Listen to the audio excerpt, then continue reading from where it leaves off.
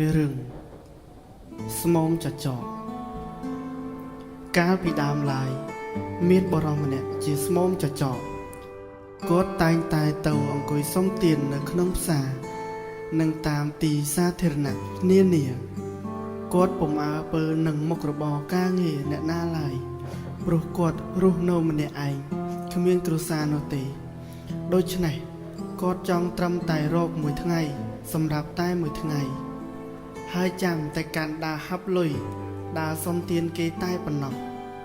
ថ្ងៃមួយគាត់បានប្រទះនឹងតាចាស់ម្នាក់ពិការជើងមានតែដៃម្ខាងរុញរទេះដោយខ្លួនឯងតាចាស់នោះបានមកឈប់រទេះនៅចំពោះមុខគាត់ហើយលោកយកប្រាក់ 5,000 រៀលមកឲ្យគាត់នេះជាប្រាក់បន្តិចបន្តួចរបស់ខ្ញុំសូមសំណាងល្អតាចាស់នោះក៏បានពោលទៅកាន់ស្មោមថាអរគុណណាស់លោកដ៏មានចិត្តសប្បុរសស្មោមនោះក៏លើកដៃសំពះលុះតាចាស់ពិការជើងរុញរទេះចេញបាត់ទៅ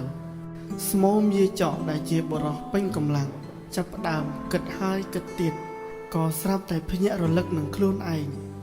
នឹងមានកើតអារម្មណ៍ថាខ្មាស់អៀនជាខ្លាំងនៅទង្វើរបស់ខ្លួនសពថ្ងៃអញគឺជាមនុស្សចង់សៀតបំផុតគេពិការជើងសោះតែនៅតែអាចតស៊ូរកប្រាក់ចិញ្ចឹមខ្លួនឯងបានថែមទាំងមានចិត្តសប្បុរសជួយដាក់ទានដល់ខ្លួនឯងដែលជាមនុស្សមានដៃមានជើងគ្រប់គ្រាន់ទៅវិញហេតុអ្វីអញមិនអាចរកស៊ីចិញ្ចឹមខ្លួនឯងបានហេតុអ្វីអញត្រូវធ្វើខ្លួនគួរឲ្យអាណិតអាសូរទៅវិញហេតុអ្វីអញមិនព្រមរកប្រាក់ដើរជួយអ្នកដទៃវិញម្ដងចាប់តាំងពីពេលនោះមកគាត់ឈប់ធ្វើជាស្មោមយាយចកដល់កំសត់ទៀតហើយគាត់បានទៅជួលដីស្រែចម្ការគេនៅក្បែរជើងភ្នំ